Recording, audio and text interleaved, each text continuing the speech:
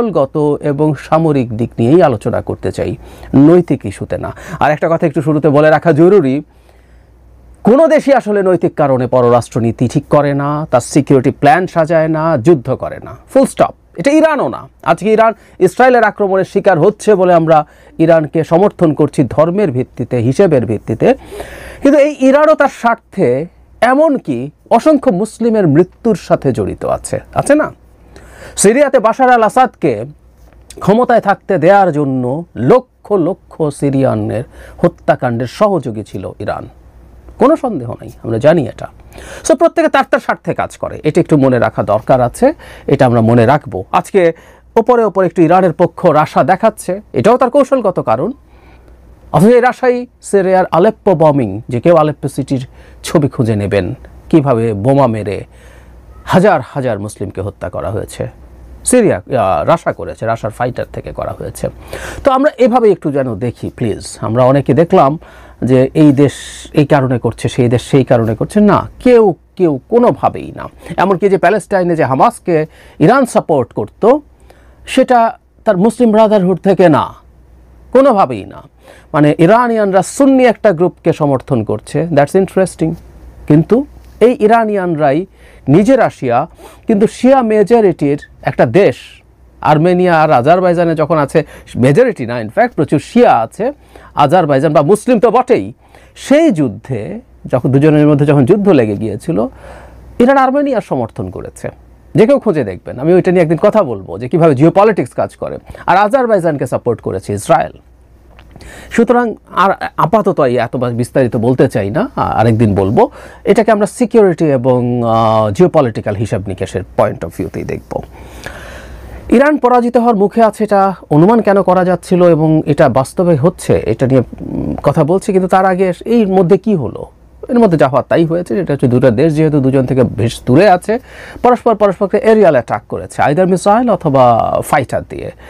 Israel তার আক্রমণ প্রচুর বাড়িয়েছে। প্রাথমিক অ্যাটাকের পর তার যে উল্লেখযোগ্য সাকসেস, আমি প্রায় বলছি যে স্থাপনা ধ্বংস করার চাইতে এগুলো স্ট্যাটিক জিনিস, এগুলো স্থাপনা ধ্বংস, আপনার প্রযুক্তি যদি ভালো থাকে সেটা সম্ভব। কিন্তু আপনি যখন ব্যক্তিকে হত্যা করতে পারেন, আইআরজিসির গোয়েন্দা প্রধানকে এর পরে ফার্স্ট অ্যাটাকের পর আরেকদিন হত্যা করা হয়েছে, বা একটা আক্রমণ যেটাকে খুব সিগনিফিক্যান্ট হিসাবে দেখতে হবে, সেটা ইরানের রাষ্ট্রীয় যে সম্প্রচার মাধ্যম টেলিভিশনে ঘোষণা দিয়ে আক্রমণ করেছে এবং তারা সাকসেসফুল হয়েছে, এটাকেও খুব বড় হিসাবে দেখতে হবে। কারণ একটা দুটো দেশের মধ্যে যখন যুদ্ধ লাগে, তখন তার যে ব্রডকাস্টিং যে স্টেশনগুলো আছে, সেগুলো সবচেয়ে বেশি সিকিউরড করার চেষ্টা করা হয়। তার এয়ার ডিফেন্স যা যা থাকে সেখানে সব কিছু গ্যাদার করার কথা, কিন্তু এটা ভেদ করেই অ্যাটাক হয়েছে। এবং আমরা একটা ভিডিও দেখেছি যে একজন সংবাদ পাঠিকা খবর পড়ার সময় অ্যাটাকটা হয় এবং একটা পর্যায়ে আলো চলে যায় এবং তিনি সেখান থেকে উঠে যান। কিছুক্ষণের মধ্যে যদি এটা রেস্টোর্ড হয়েছে, কিন্তু এই আক্রমণটাও খুব সিগনিফিক্যান্ট একটা আক্রমণ হিসাবেই আমরা দেখব। সাধারণত এইসব ক্ষেত্রে এইগুলোকে খুব গুরুত্বপূর্ণ হিসাবে দেখা হয়। একইভাবে ইরান পাল্টা তার মিসাইল অ্যাটাক করছে, প্রচুর করছে, এবং আমরা এই অ্যাটাকগুলো দেখে অনেকে মনে করছি যে ইরান খুব ভালো পরিস্থিতিতে আছে, আরও অনেক কিছু হবে। কিন্তু আমি আমার প্রথম ভিডিও এই সংকট নিয়ে যখন করেছিলাম, সেটা হচ্ছে যুদ্ধটা ধরে রাখা আসলে ইরানের জন্য মেজর সংকট হবে। আমি ব্যালিস্টিক মিসাইলের স্টক পাইল 2000-এর মতো বলেছিলাম। আমি আবার ঘাটাঘাটি করে এটা সর্বোচ্চ 3000 হতে পারে, এর বেশি মোটেও না। 3000ও খুবই ছোট একটা সংখ্যা, কারণ সেই ভিডিওতে বলেছিলাম, আবার একটু বলেছি, ইরান যে মিসাইলগুলো লঞ্চ করে সেগুলো মাঝে বহু জায়গায় ইন্টারসেপ্টেড হয়, তারপরে ইসরায়েলের আকাশে যায়, সেখানে ইন্টারসেপ্টেড হয়, তারপর কিছু কিছু গিয়ে সে তার টার্গেটে হিট করতে পারে। তো মানে পার্সেন্টেজটা কত, 5%, 10%, মানে সে যত লঞ্চ করে 5 থেকে 10% সেখানে পৌঁছায়। তো 10% যদি আমরা ধরি, 10টা মানে হিটের জন্য তার 100টা মিসাইল অ্যাটলিস্ট লঞ্চ করতে হয়। বা তার স্টক পাইল যদি আমরা 3000 ধরি ব্যালিস্টিক মিসাইলের, 10টা হিটের জন্য তার লঞ্চ করতে হবে, মানে 3000 যদি লঞ্চ করে, তার 10% মানে 300 হিট পেতে পারে সে সর্বোচ্চ, এবং সেটা হাই স্টক পাইল। এখন এই ধরনের যুদ্ধে যদি টিকে থাকা হলো মেজর বিষয়। ইরান যদি টিকে থাকতে পারতো এবং ক্রমাগত ইসরায়েলের তেল আভিভ সহ বিভিন্ন সিটিতে যদি সে আক্রমণ করে যেতে পারতো, তার ভালো একটা সম্ভাবনা ছিল যে ইসরায়েলের ভেতরে তীব্র চাপ তৈরি হচ্ছে। কিন্তু ইরান এই চাপটা মোটামুটি নিশ্চিত যে ধরে রাখতে পারছে না। কারণ হচ্ছে ওয়ার অফ অ্যাট্রিশন বলে। আমি রাশিয়া ইউক্রেন যুদ্ধ নিয়ে যখন প্রচুর কথা বলেছি, আমার জাহির স্টেক অন জিও পলিটিক্স চ্যানেলটায় অনেকদিন কথা বলা হয় না, তো সেখানে অনেকগুলো ভিডিও এটা নিয়ে করেছি। আপনাদের মনে থাকার কথা যারা দেখেন, যে একটা যুদ্ধ যখন কে বেশি দিন টিকে থাকতে পারে সেই পর্যায়ে যায়, তখন বড় দেশ, যার জনসংখ্যা বেশি, যার অর্থনৈতিক সামর্থ্য বেশি, সে টিকে থাকতে পারে। রাশিয়া ইউক্রেনে রাশিয়া প্রচুর ক্ষয়ক্ষতির সম্মুখীন হয়েছে, কিন্তু যেহেতু তার জনসংখ্যা বড়, সে খুব দ্রুত তার সোলজার নিয়ে আসতে পারছে, সে দ্রুত তার যে মিলিটারি হার্ডওয়্যারের স্টকপাইল যেটা ডিপ্লিটেড হচ্ছে, যেটা ধ্বংস হচ্ছে, সেটাকে পূরণ করার চেষ্টা করতে পারছে। সেভাবে লং টার্মে তারা জিতে যায়, লং টার্মে তারা মাটি কামড়ে পড়ে থাকতে পারে। তো এখন ইরান আর ইসরায়েলের যদি বর্ডার থাকতো একসাথে, তাহলে ইরানের খুব ভালো সম্ভাবনা ছিল ইসরায়েলের বিরুদ্ধে সে অনেক ভালো কিছু করবে। কিন্তু আসলে যেহেতু বর্ডার নেই এবং কোনো স্থলযুদ্ধ হচ্ছে না, এখন ওয়ার অফ অ্যাট্রিশন হবে আসলে এয়ার অ্যাটাকের মধ্য দিয়ে, তাহলে ইরান কি সাস্টেইন করতে পারবে? উত্তর হচ্ছে পারবে না। এটা পারার কথা ছিল না। আমি গতদিনই বলেছি, আমি অনেকে দেখলাম এটা আমি না বুঝে বলেছি বলে বলছেন। ঠিক আছে, আপনাদের মতামত থাকতেই পারে, কিন্তু ওই যে বললাম যে আপনি মূলত ব্যালিস্টিক মিসাইলগুলোই আসলে আনতে পারবেন। ইরানের কাছে বেশ প্রচুর ড্রোনস আছে এবং ক্রুজ মিসাইলস আছে। ইরানের সাথে যদি বর্ডার থাকতো এবং খুব কাছাকাছি যদি দুটো দেশ হতো, তাহলে কিন্তু ক্রুজ মিসাইল এবং ড্রোনগুলো খুব এফেক্টিভ হতে পারত, কারণ এগুলো তখন অনেক নিচু দিয়ে উঠতো। এগুলো স্পিড কম, ক্রুজ মিসাইলের স্পিড ব্যালিস্টিক মিসাইলের চাইতে অনেক কম, কিন্তু সুবিধা হচ্ছে এগুলো অনেক লো ফ্লাইং হয়, এগুলো রেডার দিয়ে ধরা কঠিন হয়ে যায়। ফলে শর্ট ডিস্টেন্সে যদি হতো, অনেক হিট ইরান পেতে পারতো তার ড্রোন দিয়ে এবং ক্রুজ মিসাইল দিয়ে। এবং ইরানের ড্রোন প্রযুক্তি কিন্তু খুবই চমৎকার। কিন্তু যেহেতু অনেক ডিস্ট্যান্ট, মূলত তার ব্যালিস্টিক মিসাইলগুলোই মূল অস্ত্র। সে ড্রোন এবং ক্রুজ মিসাইলগুলো লঞ্চ করে আসলে ইসরায়েলের যে এয়ার ডিফেন্স সিস্টেম আছে সেটাকে স্যাচুরেট করার জন্য, সেটা যাতে প্রচুর ব্যস্ত থাকে, তার মাঝে যাতে কিছু হিট সে পেতে পারে। যদিও এটা বলা হচ্ছে যে সে তার মিসাইলের ক্যালিব্রেশন এবং যা কিছু পরিবর্তন এনেছে, যার মাধ্যমে সে এখন বেটার পার্সেন্টেজের হিট পেতে পারছে, কিন্তু তারপরও ঘুরে ফিরে একই কথা। 3000 ব্যালিস্টিক মিসাইলেরও যদি স্টক পাইল তৈরি হয়, সেটা বছরের পর বছর, দশকের পর দশক থেকে হয়েছে।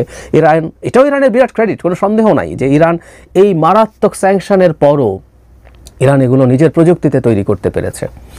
শতক একটা প্রাচীন সভ্যতা, তাই না? সব রকম যে রেজিম তাদের আছে, রেজিমটা তাদের সব রকম বিকাশকে রুদ্ধ করে বলে আমি মনে করি।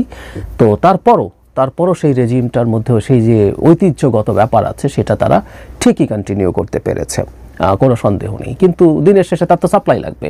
এমনকি রাশিয়ার মতো দেশের সাপ্লাই লেগেছিল, কিন্তু সেই রাশিয়াও কি এখন ইরানের পাশে আসবে? কেন বললাম? কারণ ইরান রাশিয়ার ক্রাইসিসের সময় দাঁড়িয়েছিল। রাশিয়া যখন অস্ত্রের অভাবে ভুগছিল শুরুর দিকে, তখন ইরান কিন্তু তার শাহেদ ড্রোন দিয়েছিল রাশিয়াকে, এবং রাশিয়া সেগুলো ব্যবহার করেছে। রাশিয়া তার নিজের একটা ক্যামিকাজের ড্রোন ল্যান্ডসেট খুবই ফুললি অপারেশনাল করেছে যুদ্ধের মধ্যে, এবং it was so effective as well. কিন্তু তার আগ পর্যন্ত শাহেদ ড্রোন দুর্দান্ত সমর্থন দিয়েছে। কিন্তু আমরা নৈতিক এক ধরনের সমর্থন চায়না রাশিয়ার দিক থেকে দিতে দেখছি, নিন্দা করছে, সমস্যা করছে, কিন্তু ইরানের আসলে অস্ত্র লাগবে। ইরানের পক্ষে নিন্দা এসে কোনো লাভ নেই। এবং খুবই মজার ব্যাপার, এটাও আমাদেরকে বুঝতে সাহায্য করবে। হ্যাঁ, রাশিয়া নিজেই সংকটে আছে, কোনো সন্দেহ নাই, কিন্তু রাশিয়াও কি ইরানকে কোনো অস্ত্র সাহায্য করবে? আমার মনে হয় না। চায়নাও কি করবে? আমার মনে হয় না। চায়না যদিও ইরানের সাথে খুবই ভালো সম্পর্ক করার চেষ্টা করেছিল, ইরানের সাথে যখন নিউক্লিয়ার ডিল থেকে বেরিয়ে যায় পশ্চিমারা, ট্রাম্প মূলত, তখন চায়নার সাথে ইরানের একটা $400 বিলিয়ন একটা বিভিন্ন ক্ষেত্রে সহযোগিতা চুক্তি হয়েছিল, আমাদের অনেকের মনে আছে নিশ্চয়ই, 25 বছর মেয়াদি। কৌশলগতভাবে এটাই চায়নার জন্য সঠিক ছিল। কিন্তু চায়না এই যুদ্ধে অন্তত অস্ত্র দিয়ে ইরানকে সাহায্য করবে মনে করার কারণ নেই। সব কিছুর যোগফল যদি আমরা একত্র করি, তাতে দাঁড়ায় যে ইরানের আসলে যুদ্ধ দীর্ঘ সময় চালিয়ে যাওয়ার সুযোগ নেই। ইরানে যদি অসংখ্য ব্যালিস্টিক মিসাইল থাকতো, ইরান যদি কয়েক সপ্তাহ এটা চালিয়ে যেতে পারতো, খুব ভালো সম্ভাবনা ছিল ইসরায়েলে নেতানিয়াহু তীব্র চাপে পড়বেন, কারণ ইসরায়েলের জনগণ এটা মেনে নিতে পারবে না যে সে মিসাইলের অ্যাটাকের মধ্যে পড়ছে। কিন্তু ইরান এটা আসলে আর বেশি দিন চালাতে পারবে না। ইনফ্যাক্ট একটা হিসেবে দেখা গেছে যে আস্তে আস্তে ইরানের মিসাইল লঞ্চিং কমছে। আগেইন তার তো অত স্টকপাইল নেই। সাম্প্রতিক সময়ে এখন নেতানিয়াহুর সুর চড়ছে। তিনি বলছেন এখন খামেনিকে হত্যা করা গেলেই এই সংকটের দীর্ঘমেয়াদী সমাধান হবে। ইনফ্যাক্ট ইরানের এই রেজিম চেঞ্জ করতে চাইছে ইসরায়েল, এটা ফর শিওর। আমেরিকাও চাইবে, কারণ এই রেজিম চেঞ্জ করা গেলে ইরানের যে নিউক্লিয়ার কর্মসূচি আছে এটা থেকে তাকে পুরোপুরি রিফ্রেইন করা যাবে। তারা তাদের মতো একটা সরকার যদি বসাতে পারে তাহলে তারা এখান থেকে সেফ হবে বলে আশা করে, এবং আমি ধারণা করি সেই চেষ্টাই তারা এখন করবে। এর মধ্যেই জনাব ট্রাম্প বেশ হুমকির সুরে বলেছেন তেহরান থেকে লোকজন যেন চলে যায়, মানে এক ধরনের হুমকি। কেউ কেউ বলছেন আমেরিকা কি যুদ্ধে ইনভলভড হচ্ছে, মানে আমেরিকা ইনভলভড হবে এটা ইসরায়েল খুবই চাইছে, এবং কেউ কেউ এক্সপেক্ট করছিলেন, ধারণা করছিলেন ইরান যেহেতু পারছে না, ইরানের উচিত হবে আমেরিকান যে বেজ আছে কোনোটাতে অ্যাটাক করা বা যে ক্যারিয়ার স্ট্রাইক গ্রুপ আছে সেখানে অ্যাটাক করা। এটা আসলে ইরান করেন এবং না করাই সঠিক হয়েছে, কারণ এটা মানে হচ্ছে আমেরিকাকে সে সরাসরি যুদ্ধের মধ্যে টেনে আনা। কিন্তু ট্রাম্প হুমকি দিচ্ছেন, এবং যেখানে তিনি তেহরান খালি করতে বলছেন সেখানে তিনি এই শব্দও বলেছেন যে তিনি 60 দিন সময় দিয়েছিলেন ইরানকে ইসরায়েলের সাথে আন্ডারস্ট্যান্ডিং করতে, সে যেতে পারেনি। 61 দিনেই এই ঘটনা ঘটলো, নিউক্লিয়ার ইস্যু নিয়ে আন্ডারস্ট্যান্ডিং যেহেতু হয়নি। এটাও খুবই ফালতু কথা, কারণ হলো নিউক্লিয়ার ইস্যু নিয়ে ইরান তার আলোচনা থেকে সরে আসে নাই। ওমানে 6ষ্ঠ দফা হওয়ার কথা ছিল, এই আক্রমণের কারণে সে নিজকে এখান থেকে সরিয়েছে। এটা ঘটানো উচিতই ছিল, কথাই ছিল, কিন্তু আসলেই চাপ তৈরি করার চেষ্টা হয়েছে এবং তাদেরকে সরিয়ে ফেলার চেষ্টা হবে। এবং যে কথাটা বলছিলাম, যেটা দিয়ে আসলে বোঝা যায় Iran is in a dire situation, সেটা হচ্ছে আমার কাছে এটা খুবই আনপ্রেসিডেন্টেড মনে হয়েছে এবং স্ট্র্যাটেজিক্যালি ভুলও মনে হয়েছে। সেটা হচ্ছে ইরানের পররাষ্ট্রমন্ত্রী তার এক্স স্ট্যাটাসে আমেরিকাকে এই যুদ্ধ বন্ধে আহ্বান জানিয়েছেন। আমি খুব অবাক হয়েছি এটা দেখে। উনি যা বলেছেন বাংলায় ব্যাপারটা এরকম: প্রেসিডেন্ট ট্রাম্প যদি সত্যিকারের কূটনীতিটা করতে চান এবং যুদ্ধবন্ধে আগ্রহী হন তাহলে পরের পদক্ষেপগুলো খুবই গুরুত্বপূর্ণ। ইসরায়েলকে অবশ্যই আগ্রাসন বন্ধ করতে হবে। তারা সামরিক আগ্রাসন পুরোপুরি না থামালেও আমাদের জবাব চলতে থাকবে। ওয়াশিংটন থেকে একটি ফোন কল নেতানিয়াহুকে থামাতে পারে, আর সেটাই কূটনীতিতে ফেরার পথ উন্মুক্ত করতে পারে। ইন্টারেস্টিং। কেন বলছি? দুটো দেশ যখন যুদ্ধে জড়িয়ে পড়ে তখন আমেরিকা এখানে ফ্যাক্টর। আমেরিকা চাইলেই আসলে নেতানিয়াহুকে চাপ দিয়ে থামানো সম্ভব, যদিও চাইলেই নেতানিয়াহু করে ফেলবে আমি আবার এটাকে এত সিম্পল মনে করি না। তবে ওই যে নেতানিয়াহু একটা প্রবলেম আছে, তারও এই যুদ্ধটা চালিয়ে যাওয়ার জন্য আমেরিকার সাহায্য লাগবে। সে যে ধরনের বোমা ব্যবহার করছে সেগুলো, বাংকার ব্লাস্টারগুলো ব্যবহার করছে, সেগুলো আমেরিকা তাকে সাপ্লাই দেয়। তারও এগুলো স্টক পাইল অনেক বেশি না, আবার যেহেতু অনেক গভীর, আমি গতদিন বলেছি এই গভীর পর্যন্ত পৌঁছার মতো ওই যে BU-72, 57 এগুলো আসলে ওই পর্যন্ত পৌঁছার মতো না। তবে আমেরিকার খুব স্পেশালাইজড বম আছে যেগুলো মাল্টি লেয়ার বিস্ফোরণ করতে করতে আরও ভেতরে যেতে পারে। এখন এই আলাপ হচ্ছে যে আমেরিকার কাছ থেকে সেই বোমাগুলো তারা পাবে কিনা, আমেরিকা তাকে দেবে কিনা। আমেরিকা ইসরায়েলকে দেয়নি এখনও, এই আলাপও দেখলাম হচ্ছে বিভিন্ন জায়গায়।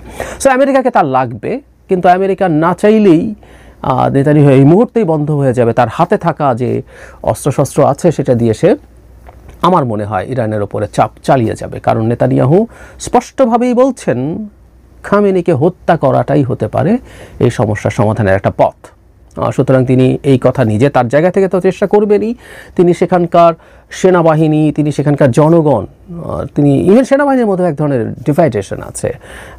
ইরানের একটা সামরিক বাহিনী আছে, একই সাথে একটা IRGC আছে। আমার খুব মনে পড়ে শেখ মুজিবুর রহমানের সময় যেমন রক্ষী বাহিনী তৈরি করা হয়েছিল, সেনাবাহিনীর উপরে খুব রিলাই করছে না, তিনি রক্ষী বাহিনী তৈরি করেছেন তার ব্যক্তিগত কন্ট্রোলে রেখে সেনাবাহিনীর গুরুত্ব কমানোর জন্য। ঠিক একই রকম ঘটনা আসলে। IRGCর কমান্ড সরাসরি তাদের সুপ্রিম লিডারের কাছে, খামেনির কাছে, এবং অনেক ক্ষেত্রে IRGC is more equipped, more privileged অনেক ক্ষেত্রেই। সুতরাং সেনাবাহিনী এবং IRGCর মধ্যেও কিছু ধরনের কোল্ড ওয়ার আছে। জনগণের কথা তো বললামই যে জনগণ একটা ডিভাইসিভ জনগণ, এটা একটা স্বৈরতন্ত্রের মধ্যে তারা বাস করে। একটা প্রেসিডেন্ট তারা নির্বাচন করতে পারে, তাও কারা কারা নির্বাচন করতে পারবে সেটা গার্ডিয়ান কাউন্সিলে অ্যাপ্রুভ করতে হয়। তার উপরে ইভেন প্রেসিডেন্ট আসলে কোনো ক্ষমতাশালী ব্যক্তি না। আমেরিকার প্রেসিডেন্ট বা আমাদের দেশের প্রাইম মিনিস্টারের যে ক্ষমতা, ওখানে প্রেসিডেন্টের সেই কিছুই নাই। ক্ষমতা আছে একজন একনায়কের হাতে, যেটা সিলেক্ট করে একটা ছোট্ট গ্রুপ। এই যে খামেনি অনেক বয়স হয়েছে, মারা যেতে পারেন, বেশি দিন বাঁচবেন না হয়তো, তারপরও জনগণ ভোট করে একজন সুপ্রিম লিডার তৈরি করবেন, একটা ছোট্ট গ্রুপ অফ পিপল, তারা তো সিলেক্ট করবেন কী হবে, এবং তার হাতেই পাওয়ার। সো এটা একটা অটোক্রেসি, এবং অটোক্রেসি হলেই যে সমস্যা হবে নট নেসেসারিলি। যদি অটোক্রেসি আর জনগণকে আর্থিকভাবে অন্তত খুব ভালো রাখতে পারে, তখনও জনগণের মধ্যে এক ধরনের মেনে নেওয়ার টেন্ডেন্সি থাকে, যেটা আমরা চায়নাতে দেখি। জনগণ মোটামুটি মেনে নিয়েছে, তারা ভালো আছে। সৌদি আরবিয়াতে দেখি, কিন্তু ইরানের জনগণ তো ভালো নাই। ওখানে নানান রকম সংকট আছে, করাপশন তো আছেই, দারিদ্র্য আছে, মানুষ ভালো নেই। সো মানুষের মধ্যে ক্ষুব্ধতা আছে। এই ক্ষুব্ধতা কেউ কাজে লাগাতে চাইছেন আর ইরান খুব বেশি দিন মানে যুদ্ধটা চালিয়ে যেতে পারবে না, এটা মোটামুটি নিশ্চিতভাবেই বলা যায়। হঠাৎ হঠাৎ কিছু মিসাইল অ্যাটাক সে করবে, কিন্তু ওই যে সমস্যাটা যেই জায়গায় ইরান মানে ইসরায়েলের যে এয়ার ডিফেন্স সিস্টেম আছে এটাকে ওভারওয়েলম করে কিছু মিসাইলকে টার্গেটে হিট করাতে তাকে অনেকগুলো মিসাইল ছুটতে হয়, এত পরিমাণ তার নাই। অবশ্য পাল্টা এটাও বলা যায় যে ইসরায়েলও ক্রমাগত ইন্টারসেপ্ট করতে করতে তার যে এয়ার ডিফেন্স সিস্টেম তারও মিসাইলের সংকট তৈরি হতে পারে। সব দিকেই আছে, কিন্তু এই মুহূর্তে বলা যায় ইরান বেশ সংকটে আছে এবং সে খুব বেশি আগাতে পারবে না এবং কোনো না কোনো ফর্মে সে আসলে একটা যুদ্ধবিরতি চাইছে। কিন্তু নেতানিয়াহু যখন দেখছে একটা দেশ ব্যাকফুটে আছে, সে নিজে স্বীকার করছে, আবার বলছে স্ট্র্যাটেজিকলি এটা ঠিক হয় নাই, আমেরিকাকে এভাবে সরাসরি আহ্বান জানানো, ব্যাকডোরে চেষ্টা করুক, ইরান তার অ্যালাইদেরকে দিয়ে চেষ্টা করুক যাতে ট্রাম্পের উপরে চাপ তৈরি করে নেতানিয়াহুকে থামানো যায়। কিন্তু ইরান প্রকাশ্যে যখন করেছে তখন নেতানিয়াহু থামবেন বলে মনে হয় না। আমি আগের দিনই বলে